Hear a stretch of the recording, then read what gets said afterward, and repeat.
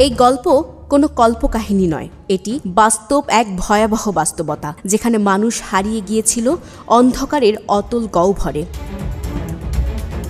3 foot by 1 ফুটের অন্ধকার sell, যেখানে দিনের আলো পৌঁছাতো না, বাতাসের প্রবাহ ছিল না, দুই পাশে পিচ্ছিল দেয়াল, নিচে নোংরা পানি জমে থাকে, এক কোণায় দুর্গন্ধময় টয়লেট, আর পাশে হাঁটু মুড়ে বসে থাকা এক বন্দী।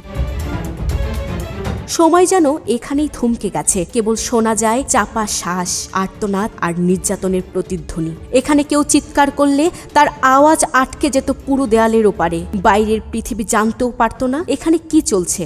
বিদ্যুৎ স্পৃষ্ট করা, লোহার রডের আঘাত, নখ উপড়ে ফেলা, এমনকি চোখে অ্যাসিড ঢেলে দেওয়া হতো। বন্দীরা ধীরে ধীরে হারিয়ে যেত, নিঃশেষ হয়ে যেত এই আয়নাঘরের অন্ধকারে। আজ সেই ভয়ঙ্কর সত্য প্রকাশিত হয়েছে।